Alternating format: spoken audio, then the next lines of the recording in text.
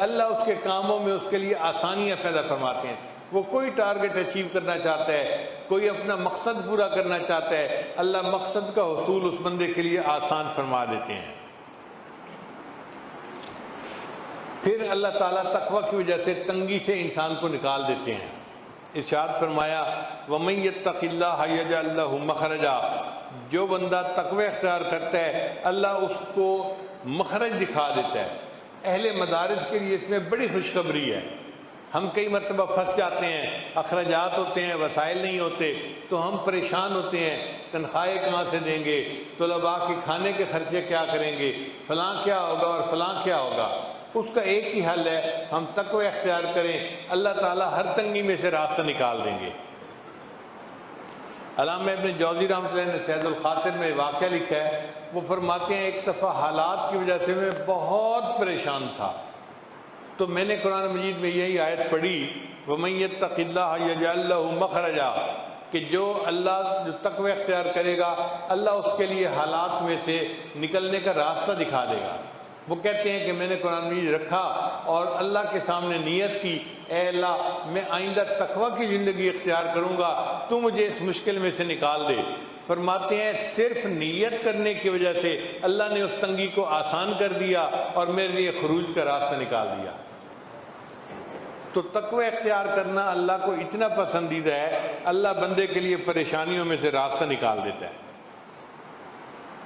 پھر رزق کے بے گمان ملنا، کہ اللہ تعالیٰ ایسی طرف سے رزق دیتا ہے جس کا ان کو گمان ہی نہیں ہوتا۔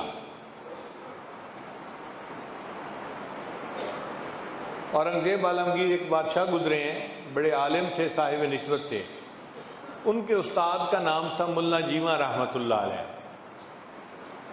ملا جیواں رحمۃ اللہ علیہ کی بڑی جائیداد تھی، وہ بڑی بلڈنگز کے مالک تھے، زرعی زمینوں کے مالک تھے، اور جیسے کوئی بڑا سیٹھ آدمی ہوتا ہے نا، ایسے ان کا حال تھا۔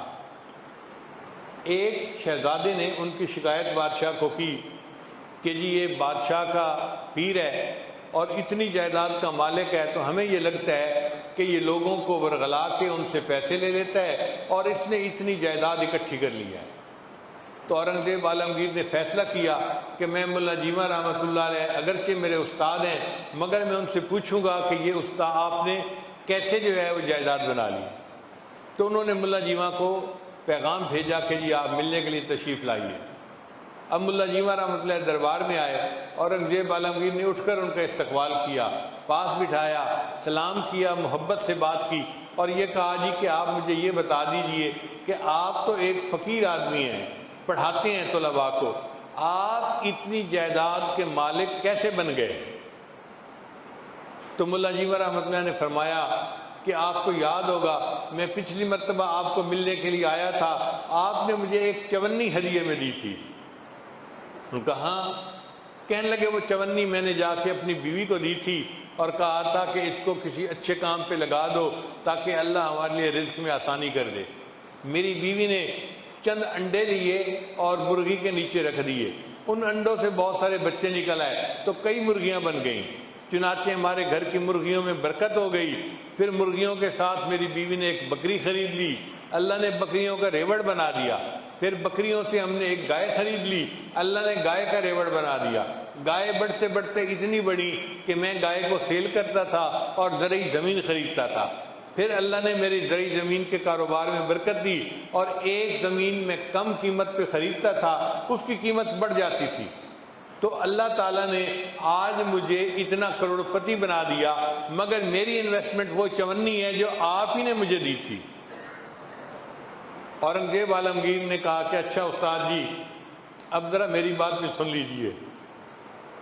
اس نے اپنا ایک خادم بھیجا کہ جاؤ فلاں جگہ پہ جو ایک ہندو ہے نا اس کو بلا کے لاؤ اور اس کو کہو کہ پچھلے سال کا پورا ریکارڈ خرچے کا ساتھ لے کے آئے۔ تھوڑی دیر میں وہ ہندو آ گیا، اس نے کہا بادشاہ سلامت آپ نے کیوں بلایا ہے؟ بادشاہ سلامت نے کہا کہ آپ نے پچھلے سال اپنے مکان کی چھت کو ریپیئر کروایا تھا، اس کا خرچہ کتنا ہے؟ اس نے کہا جی ایک چونی۔ اس نے کہا مجھے اس کی ڈیٹیل بتاؤ۔ اس نے کہا جی بہت بارش تھی اور میری چھت میں سے پانی ٹپک رہا تھا اور میری بیوی مجھ سے جھگڑا کر رہی تھی، آپ گھر کی طرف توجہ نہیں دیتے، چھت ٹپک رہی ہے، بچے نیچے سوئے ہوئے ہیں، ہم جائیں تو کہاں جائیں، آپ جلدی سے اس چھت کی ریپیئر کروائیں۔ کہنے لگے اس بارش کے موسم میں وہ ہندو جو تھا وہ اپنے گھر کے باہر جھانک کر دیکھنے لگا کہ کوئی بندہ کام کرنے والا مل جائے، تو اس کو ایک نوجوان قریب ملا۔ اس نے نوجوان سے پوچھا، اے نوجوان تم مزدوری کرو گے؟ تو نوجوان نے کہا ہم تو دنیا میں پیدا ہی مزدوری کے لیے ہوئے ہیں، مزدوری ہے کون سی؟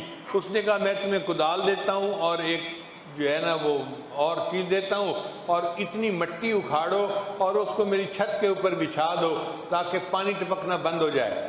اس بندے نے 2 گھنٹے محنت کر کے آپ کی چھت کے اوپر مٹی بچھائی تھی اور سخت سردی برداشت کی، بارش برداشت کی، مگر مشقت کے ساتھ اس نے یہ کام کر لیا۔ جب اس نے کام کر لیا تو اس نے اپنی مزدوری مانگی، تو آپ نے کہا کہ میرے پاس پیسے تو نہیں ہیں، دکان پہ ہیں، کل آ کے لے جانا۔ اس نوجوان نے جواب دیا میں ایک دفعہ جب کہیں سے چلا جاتا ہوں تو دوبارہ پھر وہاں نہیں آیا کرتا، آپ مجھے جو دینا ہے ابھی دو۔ تو میرے پاس ایک چونی تھی، میں نے اس مزدور کو کہا کہ یہ چونی لو اور چلے جاؤ۔ بادشاہ نے کہا ہاں تم نے اس کو چونی دی تھی استاد جی، وہ مزدور میں تھا، میں نے اس کے گھر کی چھت کو ریپیئر کیا تھا اور مجھے اس پر یہ رزق حلال ایک چونی ملی تھی۔ جب آپ میرے پاس آئے تو میں نے آپ کو ہدیے کے طور پہ وہ چونی دی، اس چونی میں اللہ نے برکت ڈالی، آج آپ کروڑوں کی جائیداد کے مالک بن گئے ہیں۔ اللہ ایسی طرف سے رزق دیتا ہے جس کا بندے کو گمان ہی نہیں ہوتا۔ پھر اس تقوی کی وجہ سے اللہ تعالیٰ بندے کو عزت عطا فرماتے ہیں۔ چنانچہ اللہ فرماتے ہیں ان اکرمکم عند اللہ اتقاکم، بے شک اللہ کے نزدیک سب سے زیادہ اکرام والا وہ ہے جو متقی ہے۔ تو جو جتنا متقی ہوگا وہ اللہ کے نزدیک اتنا عزت والا ہوگا۔ نہ عربی کو فضیلت ہے عجمی پر، نہ عجمی کو فضیلت ہے عربی پر، نہ گورے کو کالے پر، نہ کالے کو گورے پر۔ اگر اللہ کے ہاں کسی کو عزت ہے تو وہ تقوی کی وجہ سے ہے۔ پھر اللہ تعالیٰ متقی بندے کے اعمال کو قبول کرتے ہیں۔ ارشاد فرمایا یا ایھا الذین آمنوا اتقوا اللہ، اے ایمان والو تقوی اختیار کرو، وقولوا قولا سدیدا یصلح لکم اعمالکم، اللہ تمہارے اعمال کو ٹھیک کر دیں گے، سیدھا کر دیں گے، تمہارے اعمال کو قبولیت مل جائے گی۔ تو تقوی کی وجہ سے بندے کے اعمال قبول ہوتے ہیں اور گناہوں کی اللہ تعالیٰ مغفرت فرما لیتے ہیں۔ ارشاد فرمایا وَيَغْفِرْ لَكُمْ ذُنُوبَكُمْ، اور اللہ متقی بندے کی تمام لغزشوں کو معاف فرما دیتے ہیں۔